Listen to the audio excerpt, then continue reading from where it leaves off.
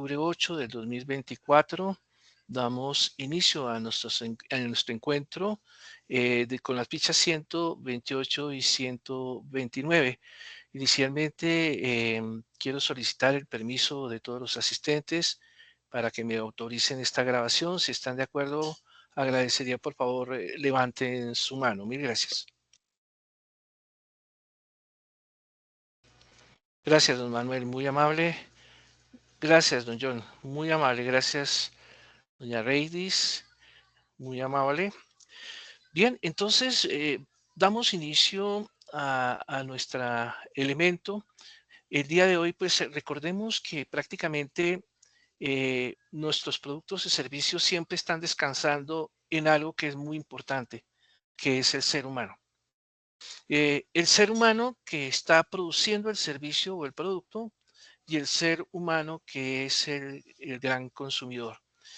Acuérdense que en pasadas estuvimos hablando de la manera como podíamos nosotros, a través de crónicas, internarnos en todo un proceso productivo para poder hablar con las personas que estaban en el día a día generando y dándole vida a ese proceso.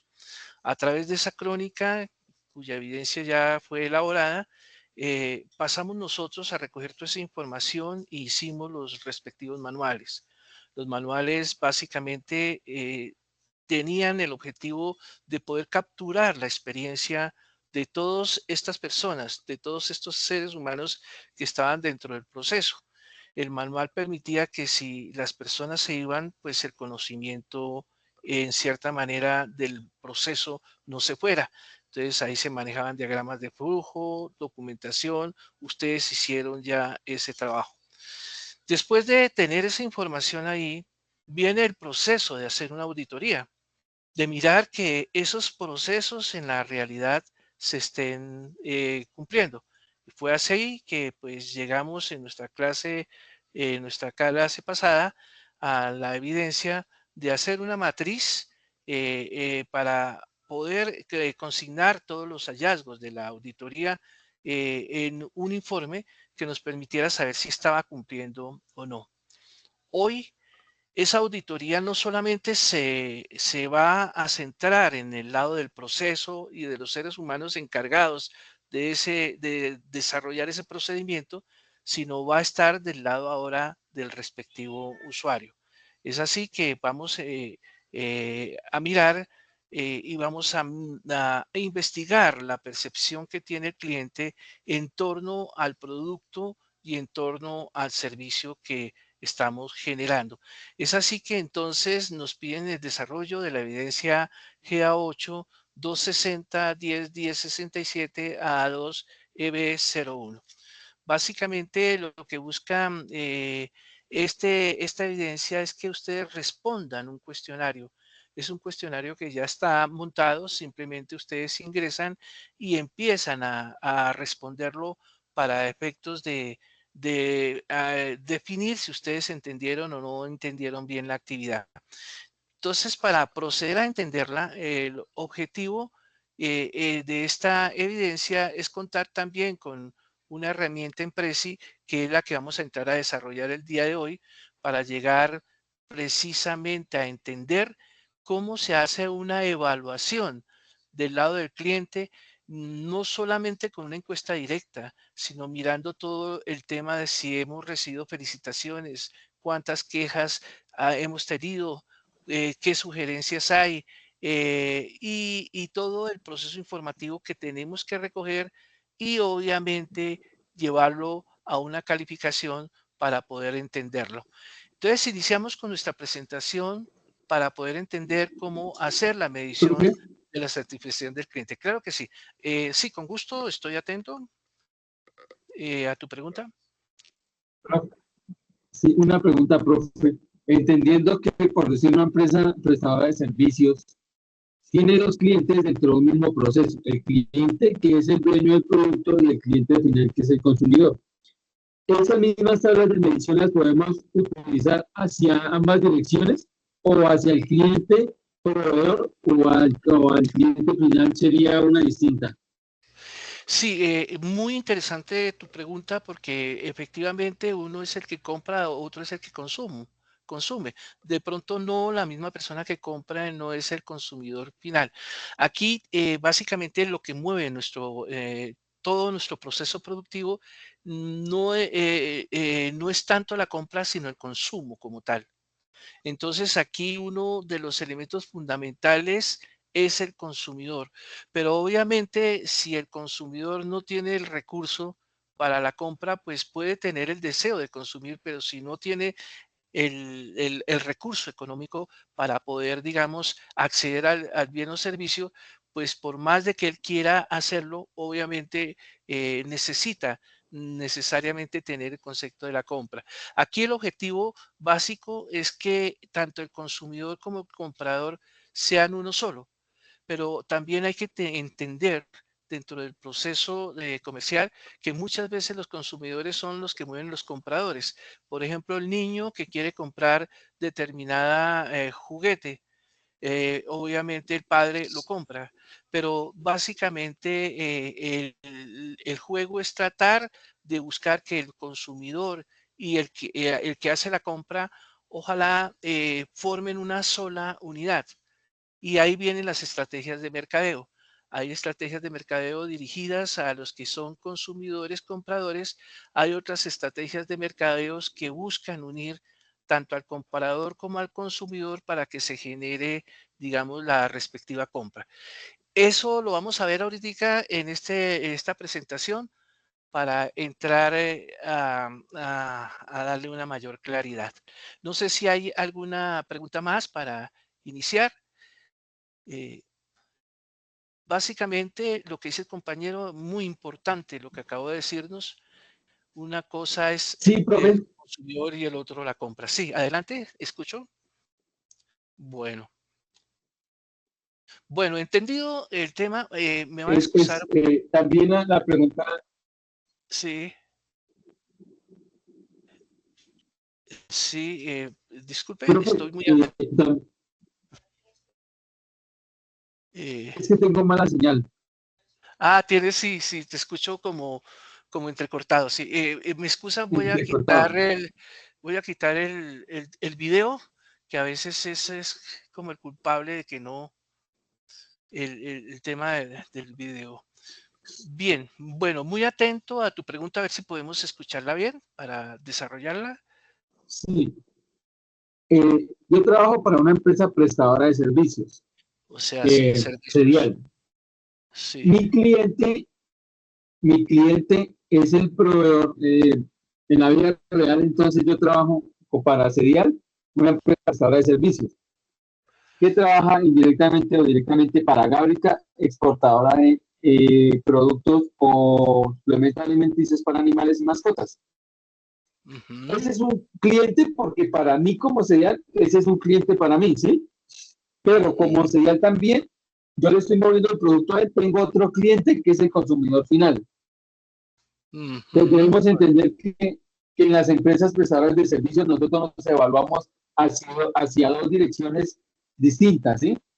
Porque prestamos un Ujú, servicio, tanto de almacenamiento, distribución, transporte, a otra persona o a otra empresa. Entonces, mm, por eso era ahora mi pregunta.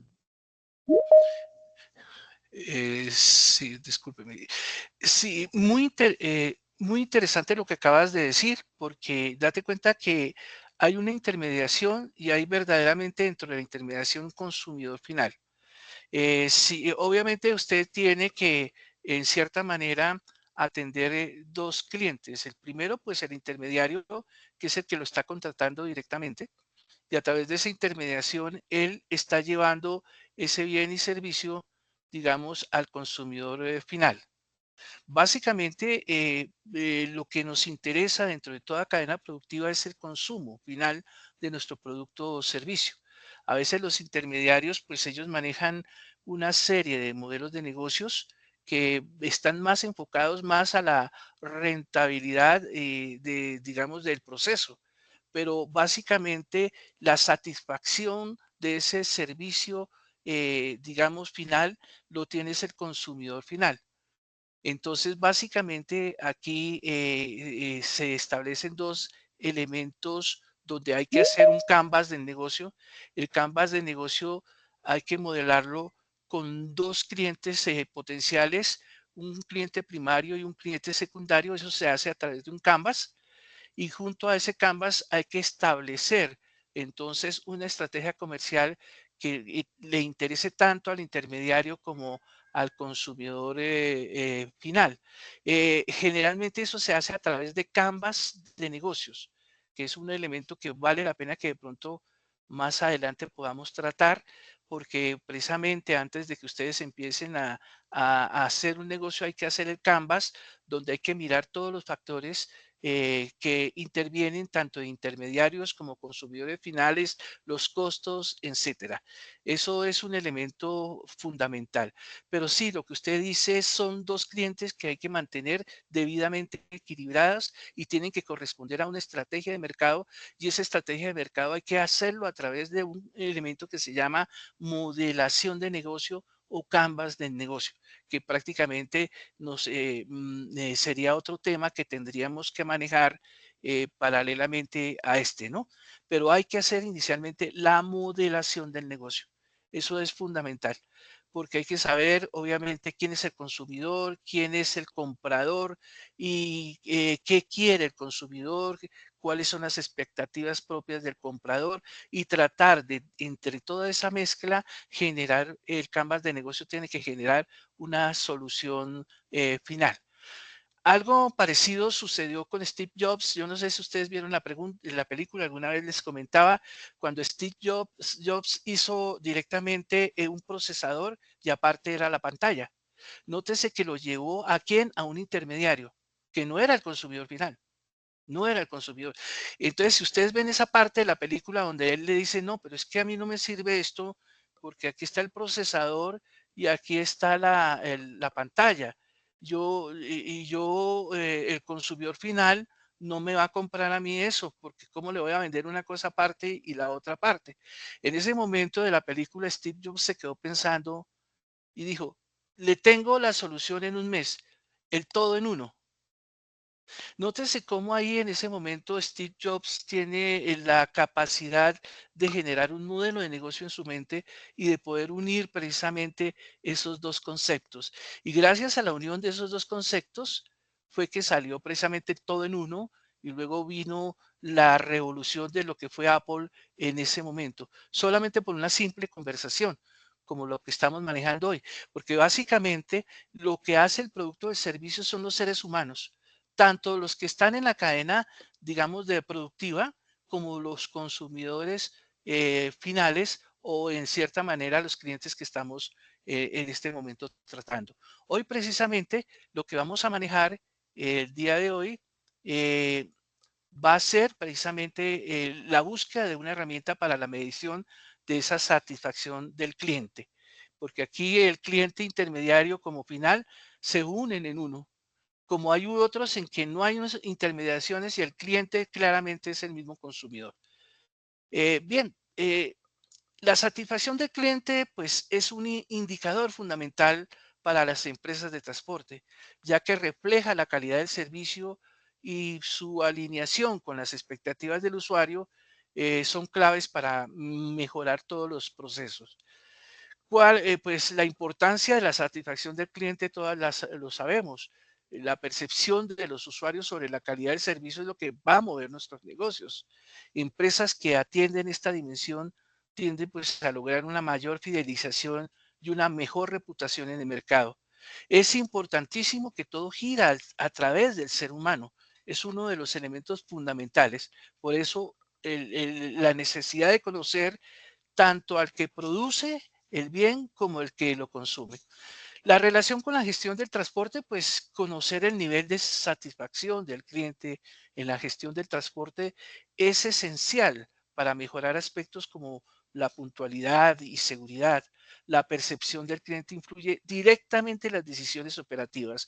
En ese momento en que Steve Jobs dijo todo en uno, automáticamente la percepción fue clara. La gente estaba comprando algo integrado que realmente fue lo que generó el gran boom para Apple. El impacto en la competitividad empresarial. La satisfacción del cliente impacta notoriamente en la competitividad de una empresa. Según CEPAL, las organizaciones que miden y mejoran este aspecto experimentan una disminución en quejas y un aumento de la eficiencia operativa. La satisfacción del cliente se entiende como el grado en que las expectativas del cliente son cumplidas o superadas por el servicio proporcionado, especialmente en el ámbito de transporte. Evaluar esta satisfacción es vital para mejorar los procesos y mantener la competitividad en el sector. Les voy a comentar una experiencia que yo tuve en Avianca siendo gerente nacional de tecnología. Nosotros para el manejo de las tripulaciones creamos una empresa que se llamaba Empresariales. De pronto el compañero la pudo, digo, alguna vez haber escuchado. Don Germán Efromovich, dueño pues, de Avianca, nos puso a nosotros, al grupo, de crear una empresa que se encargara de manejar el tema de las tripulaciones. Y efectivamente nosotros salimos al mercado y tendríamos que hacer lo que usted acabó de decir. Teníamos que hablar con las personas que eran las aerolíneas, inclusive empresariales siendo del mismo grupo empresarial de Avianca. Avianca era el cliente de empresariales, pero ambas pertenecían a los Germán Promovis, pero sin embargo empresariales tenía que competir como cualquier otra empresa. Entonces, el tema era que teníamos que tener satisfecho a las personas que nos daban el contrato a nosotros, que en este caso era Bianca, y teníamos que también tener satisfecho a los tripulantes que iban ahí. Lamentablemente, a veces nos sucedía que por más de que nosotros nos esforzábamos por capacitar a los conductores y hacíamos toda una labor con la gerencia y las personas encargadas de suministrar ese contrato, muchas veces el conductor, por un maltrato que le hacía a un usuario, que muchas veces era una persona importante, nos ponía a nosotros en problemas delicados. Entonces ahí el concepto que maneja el compañero, hay un intermediario, hay un consumidor final, pero ese consumidor final se quejaba ante Avianca y Avianca a su vez nos remitía esa inconformidad hacia nosotros poniendo en peligro obviamente el cliente. Entonces aquí la labor que, por ejemplo, manejábamos con Bujalini, de pronto ustedes lo conocieron, algunos, él era una persona que se hizo en algunas empresas de transporte de servicio especial.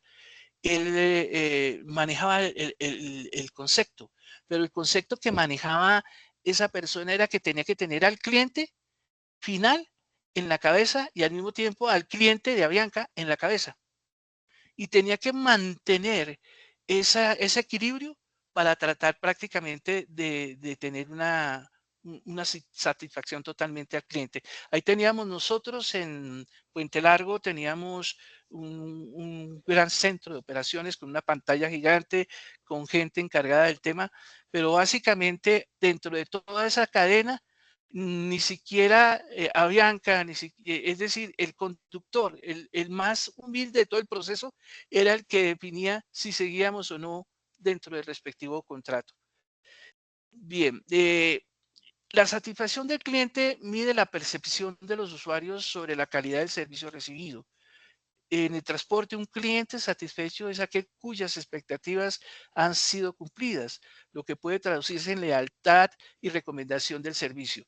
Muchas veces dentro del canvas de negocio, para tener equilibrado al cliente intermediario y al consumidor final, muchas veces teníamos que optar por estrategias como las siguientes. Si, por ejemplo, el conductor no llegaba a coger la tripulación a la hora que era, nosotros teníamos que darle el dinero, es decir, el mismo piloto llamaba a un taxi y ese valor del dinero del taxi se lo teníamos que reembolsar a ellos. Es decir, teníamos que buscar estrategias de esa naturaleza. Otras estrategias que, por ejemplo, utilizamos mucho con empresariales fue hacer convenio con empresas de transporte de taxis. como por ejemplo Telecooper. En esa época, antes de que fuera comprada por José Eduardo Hernández, Telecooper pertenecía a Jorge Sandoval, y con él nos hacía una labor de que si el vehículo blanco no llegaba, teníamos que tener el backup listo, que era el taxi. Y si ninguno de los dos llegaba, dentro de nuestra estrategia de negocio, teníamos que decirle a la persona, al tripulante, a la azafata, etcétera, que llamara ella misma o que la llevaran o buscaran la manera de transportar, y nosotros teníamos que hacer un vale, y con ese vale retornarle ese recurso al usuario. Todo precisamente para mantener equilibrado tanto el cliente intermediario como el cliente final. Los factores que influyen en la satisfacción del cliente en el transporte incluyen la puntualidad, la seguridad y el confort. Para nosotros era importante esta experiencia porque un avión no puede despegar si no llega prácticamente la tripulación, si no llega el piloto. Entonces, la operación y la logística que nosotros teníamos que manejar para que un avión despegara empezaba por precisamente despertar. Teníamos que dar ese servicio de llamar a la tripulación unas horas antes, llamarlo a su celular o a los puntos que ellos nos dijeran para despertarlos y decirles que ya en determinado punto llegaba. Cuando llegaba el vehículo ahí, teníamos que hacer la modelación en distancias para saber si efectivamente el tiempo era suficiente para que llegaran a los puntos donde ellos tenían que hacer el duty. Las zapatas tenían que llegar y obviamente subir la comida a los aviones para efectos de tener toda la logística lista. Y muchas veces teníamos que verificar y tener conciencia de que de pronto podían haber trancones, para lo cual con Avianca teníamos que tener una tripulación de repuesto allá sentada para que ese avión pudiera salir. Una logística impresionante, y todo para qué? Para mantener al cliente final, que es el cliente de la aerolínea satisfecho. Porque ahí inclusive no solamente era el cliente Avianca, no solamente era el cliente directamente que era el tripulante, sino el cliente tercero, que era nada más y nada menos que era el cliente de la aerolínea. O sea, prácticamente estábamos trabajando para 3 clientes, lo cual implicaba un elemento exacto en modelación de tarifa, en logística, tenía que funcionar eso como un ballet.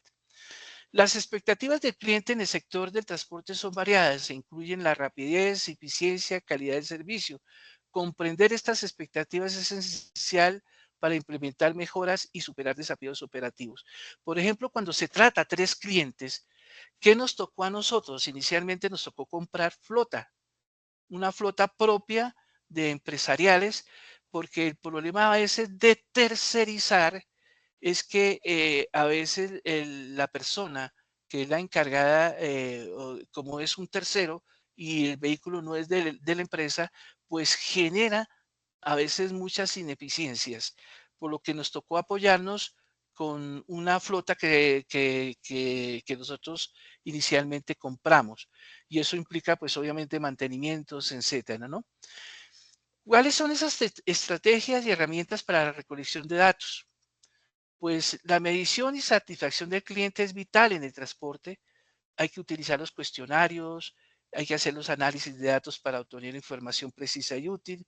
Estas herramientas permiten a las empresas entender profundamente las percepciones de los clientes y mejorar continuamente sus servicios. Generalmente, pues existen una serie de cuestionarios para la recolección de datos, pero hoy quiero conectarlos a ustedes con las normas ISO 9001 que se encargan de darnos unas ideas que a nivel mundial se mueven. Acuérdense que una norma ISO no es más que un manual universalmente aceptado, como ese manualito que ustedes hicieron en una de sus evidencias que puede ser interno.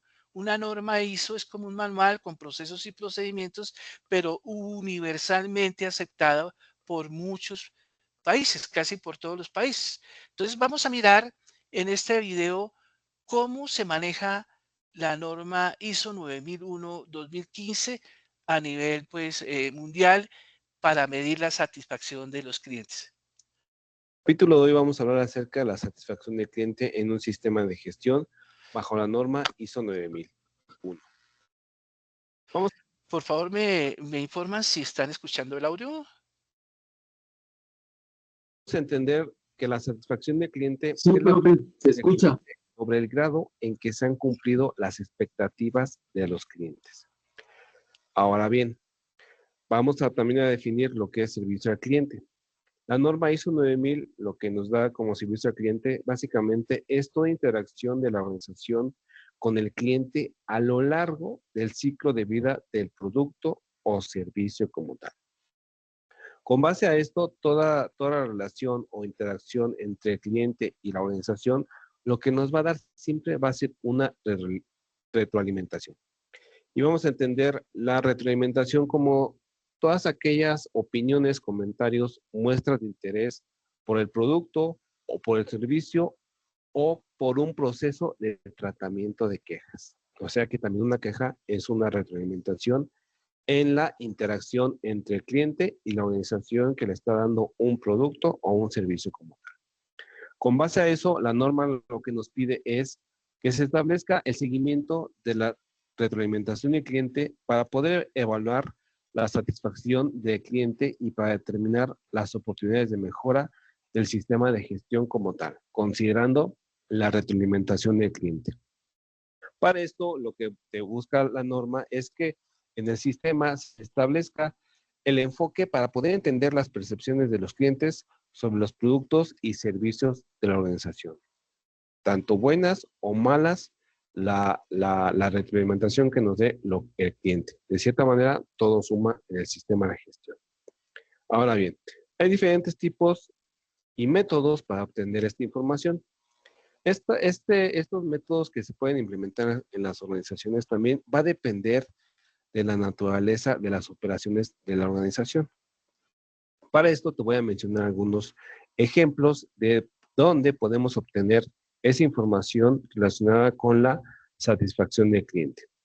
Ya sea en las clásicas encuestas de opinión, también podemos obtener esa satisfacción del cliente. Otro método puede ser la comunicación con el cliente, la que tenemos día a día, en caso de que nosotros, en caso de que la organización tenga un producto o un servicio que se entrega diariamente, eso también cuenta para obtener la información relacionada con la satisfacción del cliente. Otro método tiene que ver también con los datos del cliente sobre los productos entregados o la calidad del servicio que va con la comunicación con el cliente. Otro método tiene que ver también con las felicitaciones.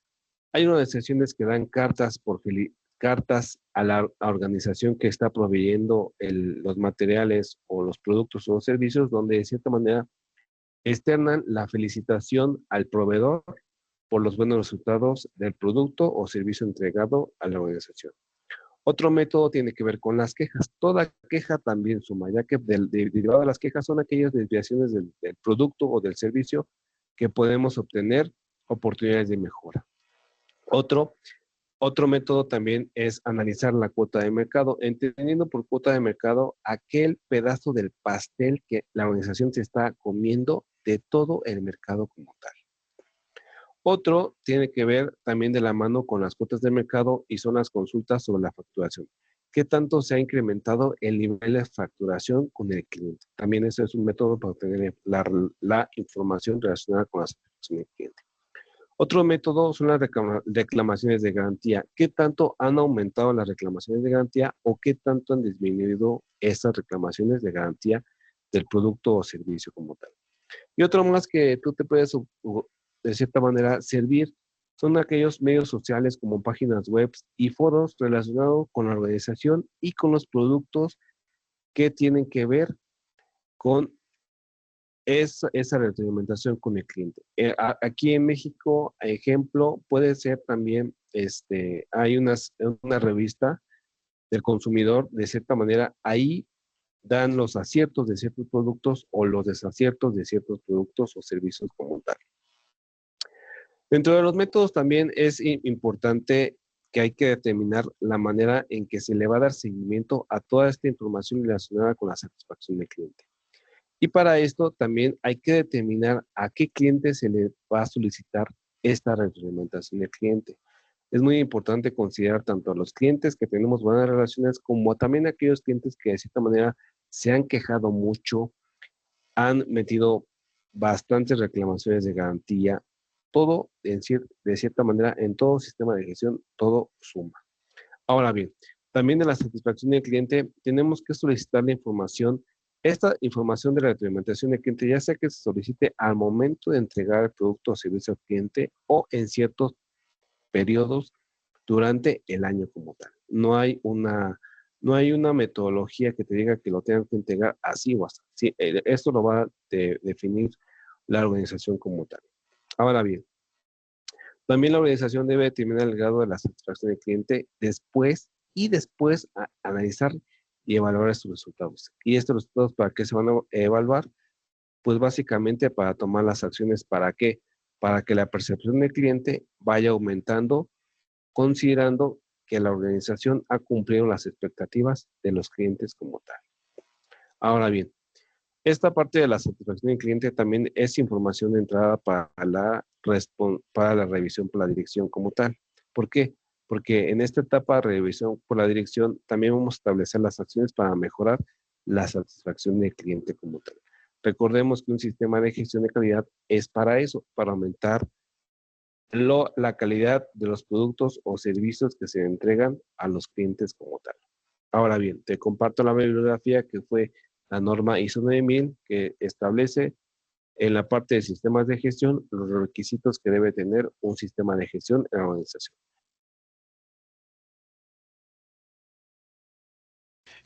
Como se dieron cuenta, pues la información que maneja la norma ISO es cualquier elemento que nos sirve a nosotros desde una queja, de una petición, desde el tema de las garantías, etcétera. Toda esa información hay que canalizarla para poder llegar a la calificación final.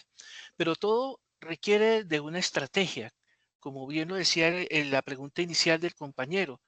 Muchas veces no se maneja el cliente final, sino hay varios clientes. Por ejemplo, el caso Avianca que les comentaba, teníamos como cliente final el que utiliza la aerolínea, otro cliente, pues obviamente el tripulante, inclusive un cliente interno también era el mismo conductor.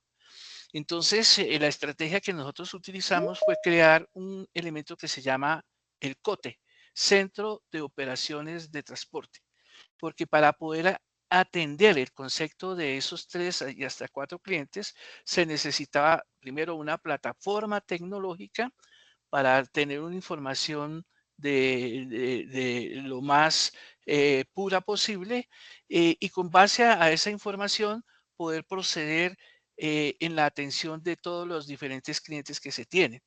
Entonces, eso es uno de los elementos, se requiere de una modelación de un modelo de transporte, de un modelo tecnológico que interprete y que una los intereses de todos los clientes internos y los clientes externos que tenemos dentro del proceso. Bien, los indicadores de satisfacción del cliente, pues se evalúan, pues obviamente la experiencia del cliente a través de métricas claves. Es importante tener indicadores de gestión. Esos indicadores de gestión son las calificaciones finales eh, que miden, por ejemplo, la lealtad, si recomendaría el servicio o no, la satisfacción general de un solo cliente, pero también de todos los clientes internos y clientes intermedios. Y bien, pues aquí dicen que pues hay que utilizar una herramienta para procesar y analizar los datos de satisfacción del cliente. Por ejemplo, aquí pues hablan de un Excel. En el caso nuestro, en la operación aérea, no, obviamente no solamente el Excel, a nosotros nos tocó crear nuestro propio sistema tecnológico. Era un sistema tecnológico que empezaba a recoger información desde el momento en que se hacía la programación de los vuelos Una vez se tenía esa aprobación de los vuelos, el sistema debía directamente identificar quiénes eran las personas, las horas, junto a ese elemento de horas y el horario que se maneja directamente con las aerolíneas. La plataforma tecnológica nuestra tenía que generar en esos, entonces todavía no llegaban las APPs, entonces teníamos que generar una serie de vales y una vez que llegaban las personas desde la madrugada, teníamos que entregarles ya los vales correspondientes indicando a dónde tenía que ir, a quién tenía que llevar. Es decir, es una operación completa que incluye tecnología y que incluye seguimiento, seguridad. Teníamos que tener personas con las respectivas motos que eran personas contratadas, generalmente retirados del ejército. Ellos nos hacían la labor de seguridad para toda la cadena logística, para saber dónde iba el vehículo, dónde se ubicaba, etcétera.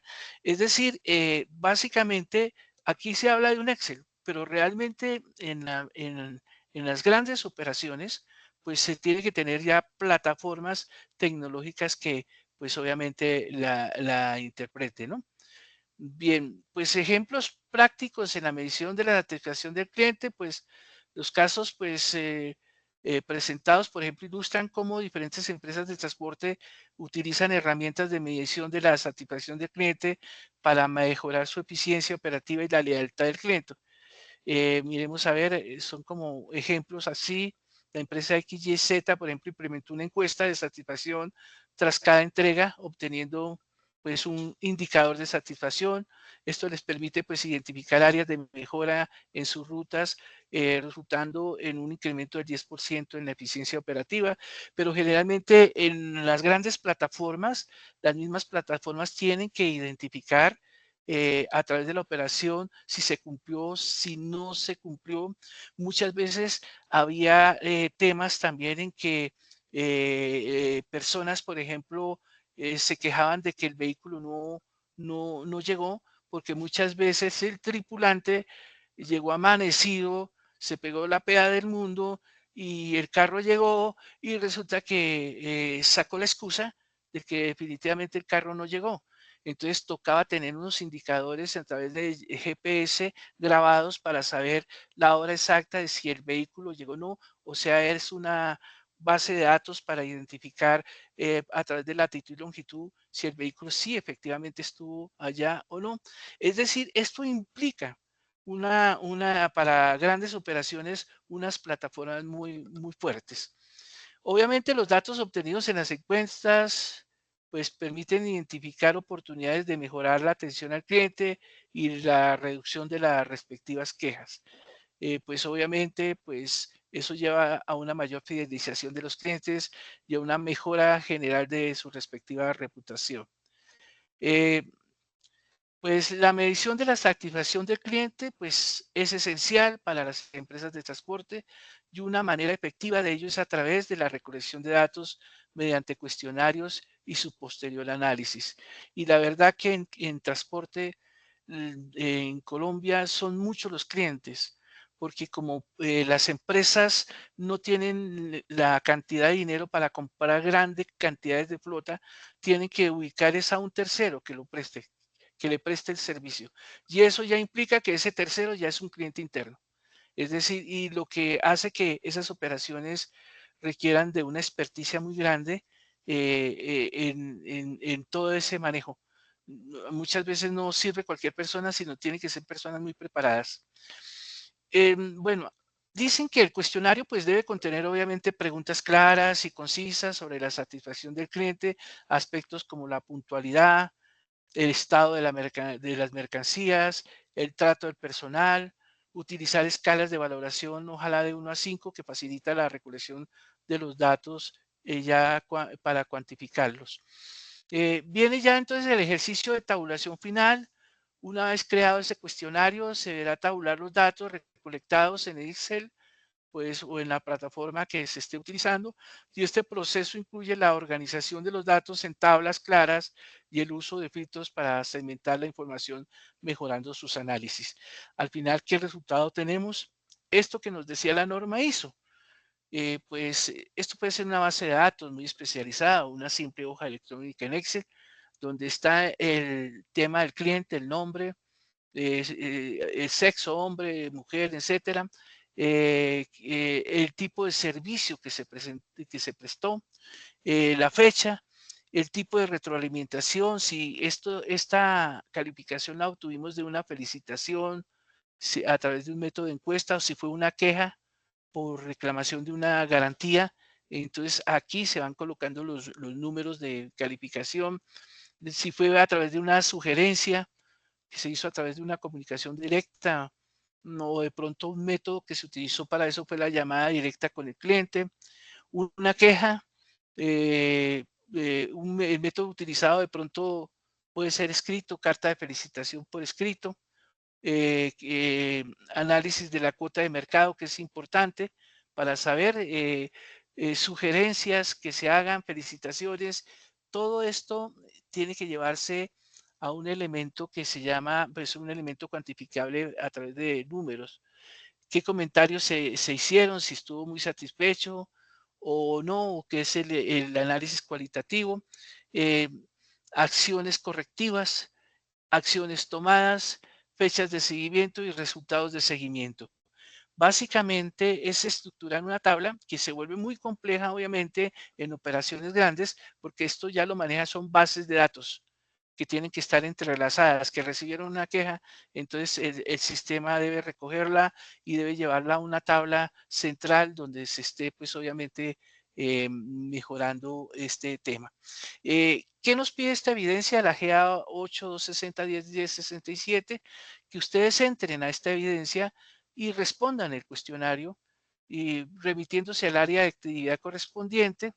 Hay que estudiar el numeral 3 del componente formativo que se llama planes de mejora de la operación. Aquí, al darle clic ustedes en esta presentación, aquí los llevan a este elemento 5.1, 5.2 y 5.3, mejoran el proceso de distribución, piden hacer esta lectura y obviamente tener todos estos conceptos claros para que ustedes puedan presentar su respectiva evaluación. Bien, eso sería todo lo que tendría que comentarles a esto. Recibo retroalimentación, pues decir que pues obviamente la satisfacción del cliente pues impacta directamente en la fidelización y eficiencia operativa de las empresas de transporte. Un cuestionario eficaz puede revelar áreas de mejora al abordarse y obviamente todos los problemas incrementan la lealtad y reduce las respectivas quejas. Eso es básicamente lo que nos dice la norma ISO y lo que precisamente tiene este entorno. Al final, el ser humano, tanto el que produce el servicio como el que básicamente lo recibe, es el que hace que nuestros productos o servicios tengan éxito o no. Bien, recibo retroalimentación en este proceso. Si hay que hacer alguna claridad referente a ese tema, estoy a sus órdenes.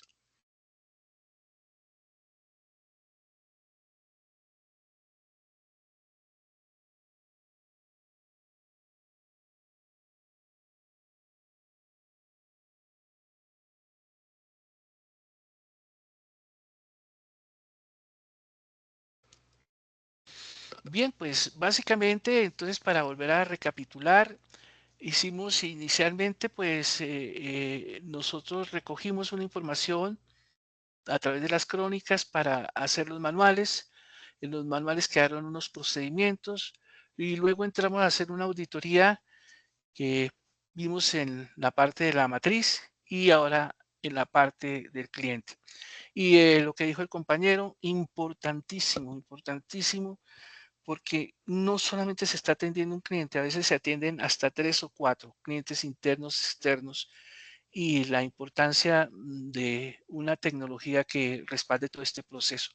Mi experiencia, pues, fue fuerte en ese aspecto porque muchas veces estuvimos a punto de perder contratos simplemente porque un conductor trató mal nada más y nada menos que a un tripulante importante, o cosas de esa naturaleza, o porque simplemente el usuario de la aerolínea se quejó de que el vuelo no salió. Entonces, si no salió a tiempo, viene todo un elemento hacia atrás. Relativamente el tema de servicios es muy, muy exigente. Nosotros empezamos operaciones que nunca cerramos, es decir, en nuestro centro de operación nunca cierra o nunca cerró. Eso era permanente a través de turnos, de turnos, de turnos, y siempre operando tanto de día, de noche, en la madrugada, etcétera, precisamente tratando de equilibrar todos los componentes. Inicialmente, pues, ¿qué podría aconsejarles? Hay que, que ustedes tienen que aprender a armar modelación de negocios, hacer canvas de negocios. Claro que pues todavía no hemos llegado allá, pero de pronto dentro del Pensu se va pues a incorporar esta materia. Bueno, pues en este caso, mil gracias. Entonces entramos ya a nuestra siguiente evidencia. Son las 8:49. Nuestra siguiente evidencia tiene que ver con la evidencia del diagrama de Ishikawa. Porque una vez recogido toda la información, todos esos elementos, hay que tener una ayuda, una herramienta ofimática que pueda representar un diagrama de causa y efecto. Para ese elemento, pues tenemos aquí un Prezi que nos permite hacer la respectiva presentación de qué es un diagrama de Ishikawa. Bien. El diagrama de Ishikawa es una herramienta visual eficaz para identificar las causas de un problema y facilita la comprensión y análisis de factores que contribuyen a una situación no deseada. El diagrama de Ishikawa, también conocido como diagrama de espina de pescado, representa gráficamente un problema central y sus causas. Permite visualizar cómo distintos factores contribuyen a un efecto o resultado específico. Esta herramienta es fundamental en la resolución de problemas, ya que organiza y clasifica las posibles causas, facilita el trabajo en equipo y promueve el pensamiento crítico al identificar raíces de problemas en procesos. Una breve historia de Kaoru Ishikawa. Kaoru Ishikawa es un ingeniero, fue un ingeniero académico japonés que desarrolló el diagrama en la década de 1960.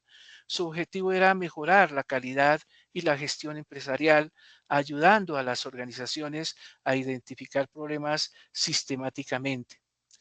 Pues bueno, vamos a mirar cómo se estructura un diagrama con este video explicativo, que obviamente también les va a quedar dentro de la respectiva grabación.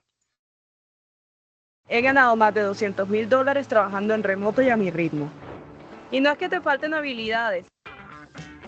Hola a todos, bienvenidos a Administración 101.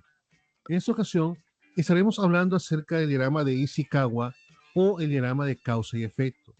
Veremos su definición, sus características, cuáles son sus ventajas, cuál es su importancia a nivel organizacional y los diferentes tipos de diagrama que existen.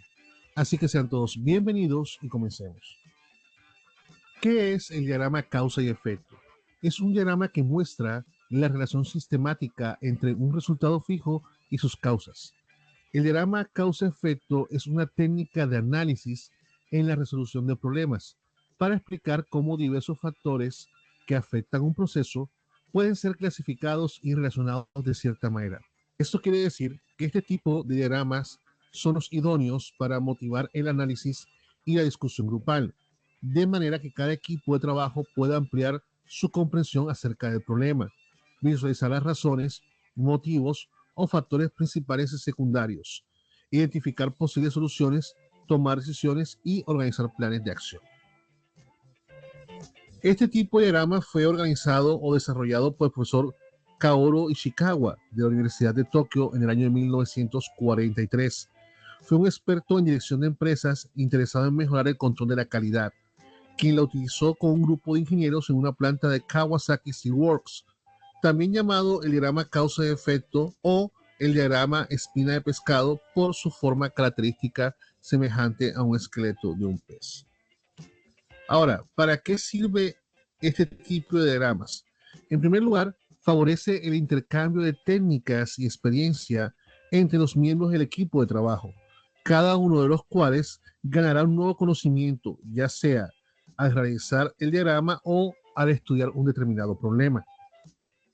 El diagrama puede ser utilizado para el análisis de cualquier problema, ya que sirve tanto para identificar los diversos factores que afectan un resultado, como para clasificarlos y relacionarlos entre sí.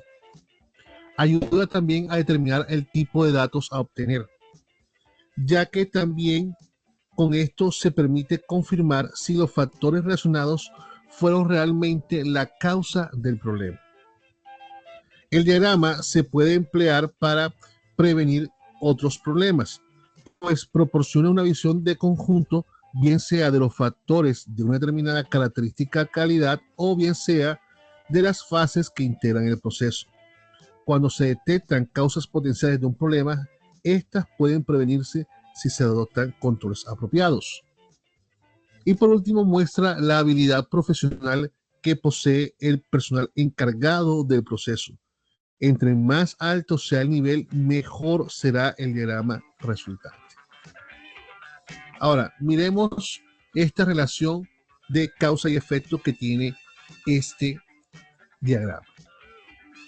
El resultado fijo es la definición que comúnmente se le da a lo que llamamos como efecto, el cual representa un área de mejora, ya sea un problema a resolver, un proceso o una característica de calidad. Una vez que el problema o efecto es definido, se identifican los factores que contribuyen a estas causas. Por ejemplo, veamos de manera general estos ejemplos de la relación causa y efecto. Por ejemplo, causa, un llenado incorrecto de formas de pedido de mercancía. ¿Cuál sería el efecto? Pues que no llegue la mercancía al cliente. Otro ejemplo, diferencias en el procedimiento seguido para ello. Consecuencia o efecto, las diferencias en el tiempo que tarda en procesar una solicitud de crédito. Otro ejemplo, la falta de entrenamiento de los empleados. ¿Cuál puede ser el efecto? Propicia el aumento del número de quejas recibidas. Por lo tanto, hay una relación directa entre las causas y el efecto, entre las causas y el problema. Ahora, ¿cómo funciona el diagrama de Ishikawa o el diagrama causa y efecto? Veamos lo siguiente. En primer lugar, hay que definir claramente cuál es el efecto o síntomas cuyas causas han de identificarse. Encuadrar el efecto hacia la derecha y dibujar una línea gruesa central apuntando. Luego, en el segundo paso, hacemos uso del brainstorm o una lluvia de ideas para procurar un enfoque racional para identificar las posibles causas, distribuir y unir las causas principalmente a la línea central mediante líneas de unos 70 grados de inclinación. Ahora, respecto a esto, hay una clasificación general de causas, digamos, estandarizadas de acuerdo al problema o al enfoque que se le esté dando. Son tres, vamos a mirar cuáles son. En primer lugar tenemos esta relación que se conoce como la 4M sobre 1H, que es recomendada cuando el problema tiene que ver con la producción. ¿Qué se relaciona o cuáles son las causas generales que se relacionan? El hombre, o sea, el personal, la maquinaria o la tecnología, el método, que son los procedimientos, el material, que son las materias primas, y el medio ambiente, o sea, todo lo que rodea al problema. Esta es la primera clasificación estándar, una de las que más se utiliza, pero eso no quiere decir que no se puedan utilizar otro tipo de causas, ya que depende del problema que se esté presentando o del efecto que se esté presentando en el momento. La segunda clasificación estándar es esta, de estas causas, es recomendada para los temas de calidad, recursos, comunicación, capacitación, conducción. Esta es una clasificación general recomendada para los temas de calidad. Y la tercera clasificación general es la recomendada para temas administrativos. ¿Cuáles son las causas generales? Las políticas, los procedimientos, la planta, el personal. Vuelvo y aclaro, son recomendaciones de clasificaciones generales desde el punto de vista de las causas, pero eso no quiere decir que pueda ser modificada, ya que pues cada problema tendrá su particularidad al momento de ser analizado. Lo importante de estas causas es que el personal, el equipo de trabajo, haga una lista de todas las posibles causas que cada uno considere. En una lluvia de ideas se hace una extracción de esas principales causas y se llega a la conclusión de cuáles son las que en verdad todo el grupo considera que son las causas principales. También tenemos las subcausas. ¿Cuáles son las subcausas? Son aquellas que se le añaden a las causas principales a lo largo de estas líneas inclinadas. Con esto se busca descender de nivel hasta llegar a lo más profundo, a la causa raíz, a la fuente original del problema. Es decir, hacerlo lo más profundo posible, lo más claro posible, el análisis, llegar hasta donde más se pueda para poder comprender tanto las causas como el efecto. Y por último, una comprobación lógica de esta cadena que hemos mostrado. Hay que comprobar la integridad de la estructura del diagrama, sus ramas, sus subcausas. Es decir, hacerlo lo más verídico y lo más acercado posible a la realidad que se está analizando.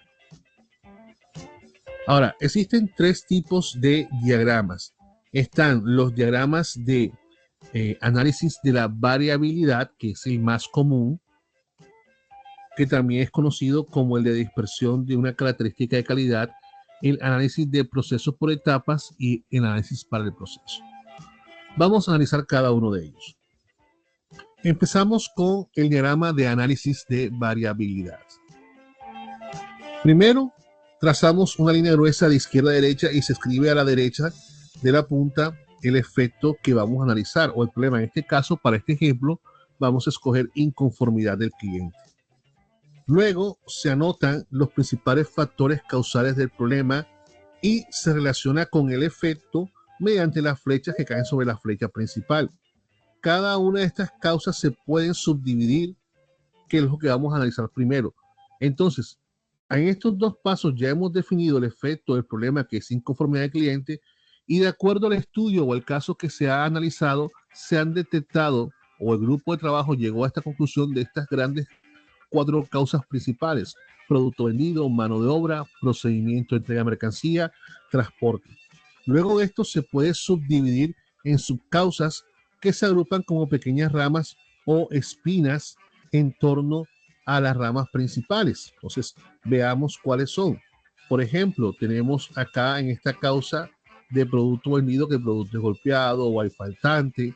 En el procedimiento de entrega de mercancía, pues los procedimientos son desconocidos por los empleados, o son conocidos pero no son aplicados, o si existen pero están incompletos. En la parte de transporte está la programación de ruta, que pueden haber dificultades, los camiones, que es el medio de transporte, y un aumento de entrega dependiendo de las temporadas. Y la mano de obra puede ser lo que se ha detectado, que son poco amables los trabajadores, o está mal capacitada o es insuficiente. Entonces, ya hemos determinado las subcausas de estas cuatro causas principales.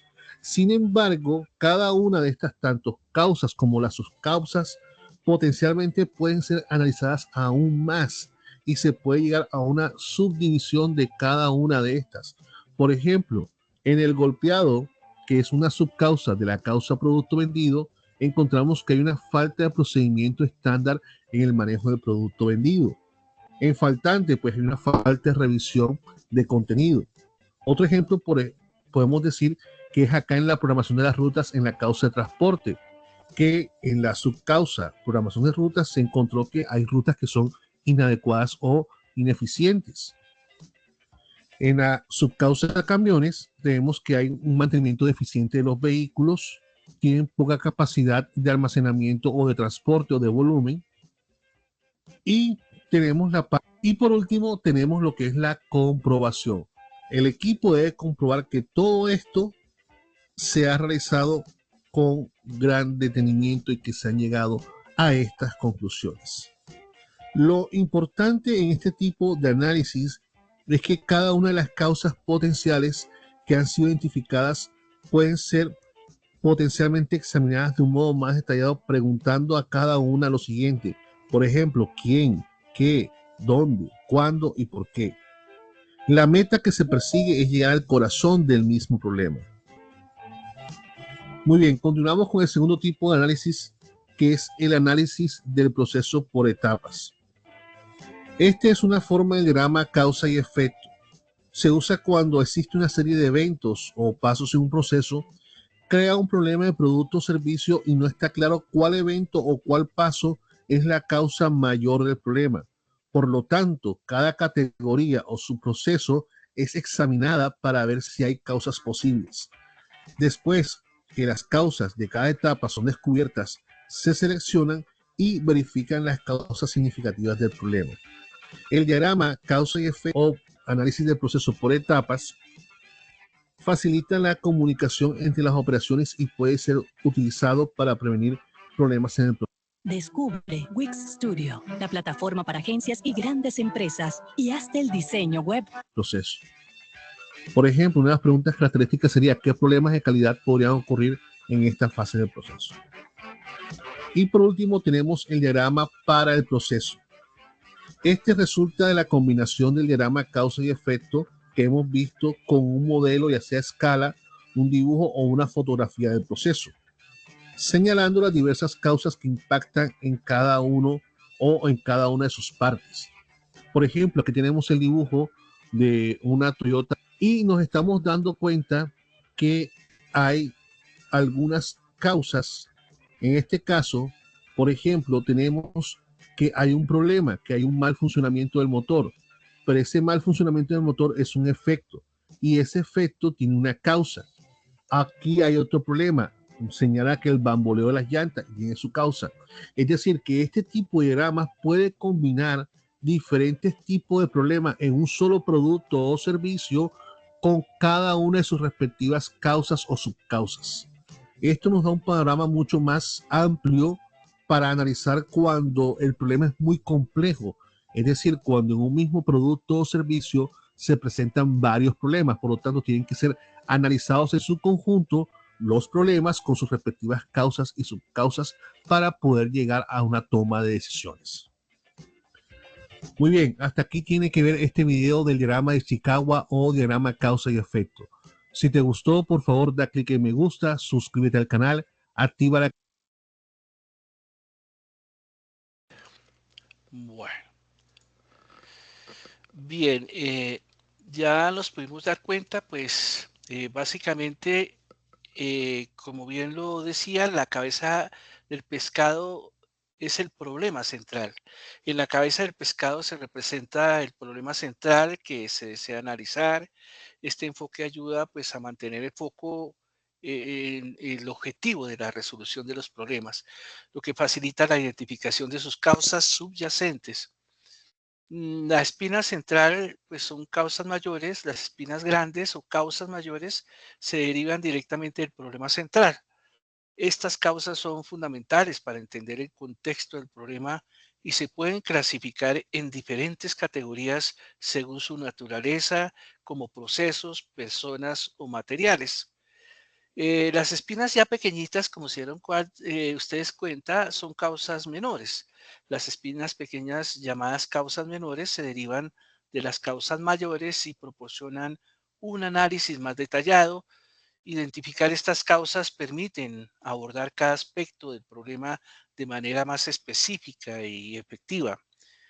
El proceso de creación del diagrama, pues Ishikawa es una herramienta estructurada que ayuda a visualizar la causa del problema. Su proceso incluye la identificación del problema, la lluvia de ideas sobre las causas, que es muy importante, la integración de las personas y el desglose eficaz de estas causas en niveles menores. El primer paso consiste en definir claramente el problema que se está abordando. Esta definición debe ser específica y entendible para alinear a todos los involucrados en el análisis. Ya viene la lluvia de ideas sobre las causas principales. El factor humano es fundamental. Una vez definido el problema, se lleva a cabo una lluvia de ideas para identificar posibles causas principales. Este método fomenta la participación del equipo, y ayuda a generar un amplio espectro de ideas. Luego viene el desglose en causas menores. Después de identificar las causas principales, se realiza un desglose en causas menores hasta el quinto nivel. Este análisis detallado asegura que se explore a fondo cada factor contribuyente pues, al problema. Los ejemplos prácticos del diagrama de Chicago ilustran cómo la herramienta puede ser aplicada para identificar y resolver problemas específicos en diferentes contextos. Estos casos destacan la efectividad del enfoque en la visualización de las causas y los respectivos efectos. En la fabricación, los problemas de calidad pueden derivarse de múltiples causas. Por ejemplo, el uso de materiales defectuosos, fallas en el equipo o falta de capacitación de personal son factores que pueden impactar enormemente en la calidad final del producto. Por ejemplo, retrasos en el servicio al cliente. Los retrasos en la atención al cliente pueden sugerir causas como la falta de personal, procesos ineficientes o problemas de comunicación. Utilizando el diagrama de Chicago, pues se pueden identificar estos elementos y abordarlos para mejorar la experiencia del cliente. En definitiva, pues ya lo que se pide en esta evidencia, en los lineamientos generales para la entrega de esta evidencia, es pues hacer un diagrama de causa y efecto, que puede ser en formato Word o PDF, y pues el envío de la evidencia debe remitirse al área de la actividad correspondiente y acceder al espacio del diagrama causa-efecto, pues en el código de evidencia que se ve. Aquí, dentro del material que nos provee el SENA, nos da este enlace para que puedan ustedes experimentar un ejemplo. Aquí pueden ustedes entrar, pararse, dar el clic y automáticamente los lleva a este material. ¿Cómo se aplican? Aquí se genera un ejemplo para que ustedes lo lean. Aquí las fases que tiene que pasar. Aquí viene un ejemplo resuelto paso a paso para que ustedes lo vayan desarrollando y vayan desarrollando su respectivo diagrama. Asimismo, pues se van cumpliendo los diferentes pasos. Aquí está el paso 5.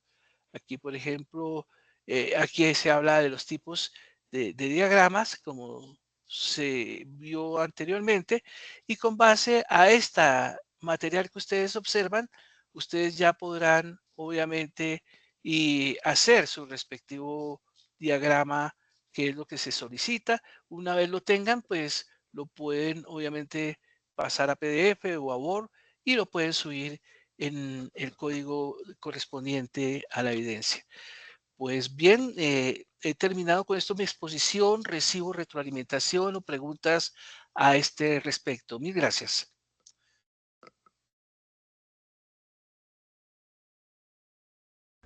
Instructor, buenas noches. Instructor, dos preguntas muy puntuales.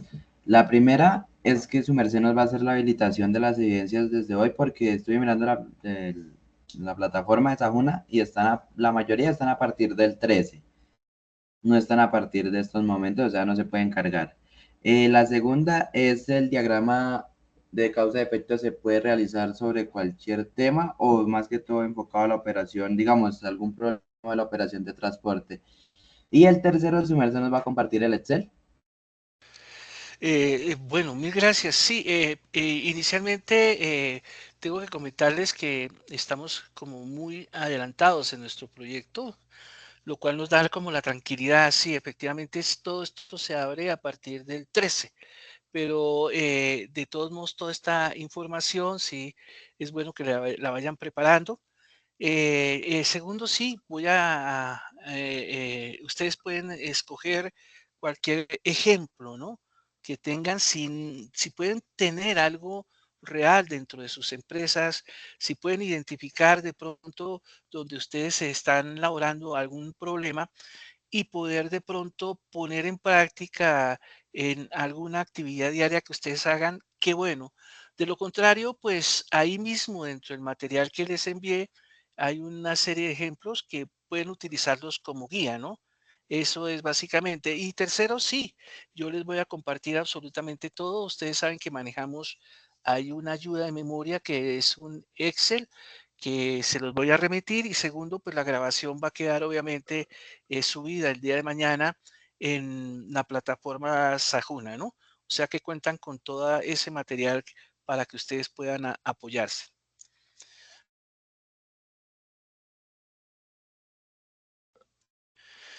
En fin, no olvidar que todo nuestro producto o servicio está relacionados con los seres humanos.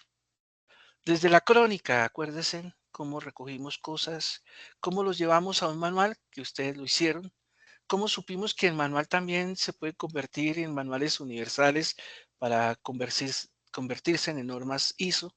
Luego vino el tema de la auditoría para mirar si efectivamente todo eso que recogimos, el proceso lo está interpretando o no del lado de la generación del producto o servicio. Y también vimos hoy del lado del respectivo usuario, cómo al final hay consumidor, hay comprador, cómo hay que enfrentar, digamos, situaciones donde hay procedimientos que tienen más de un cliente, lo cual implica ya una mayor tecnología implementada para poder llevar ese control. Y por último, para terminar este ciclo de la información, nos encontramos con estos diagramas que una vez identificado todo ese tipo de problemas, tanto del lado productivo como del lado del cliente, podemos hacer ya nuestro diagrama de Chicago y proceder a identificar todas las causas y efectos que pueden desarrollarse de todo este proceso. Ya con toda esta herramienta, ustedes ya están ya en capacidad de poderle dar un manejo y un tratamiento a toda esta información, ¿no? Recibo más retroalimentación o si hay algunas preguntas. Si no las hay, pues no me resta más sino agradecerle su presencia. Yo sé que siempre es un sacrificio grande estar a esta hora cansados, pero sé que va a ser una información muy importante para ustedes hacia el futuro, ¿no? Bien, pues bueno, agradecerle la presencia. Voy a proceder entonces a dar por terminada la grabación. Si no hay alguna pregunta más. Entonces, siendo las 9:16 p.m. de octubre 8 del 2024, agradeciéndole la presencia a todos por haber estado presentes y mil gracias, doy por terminada la grabación correspondiente.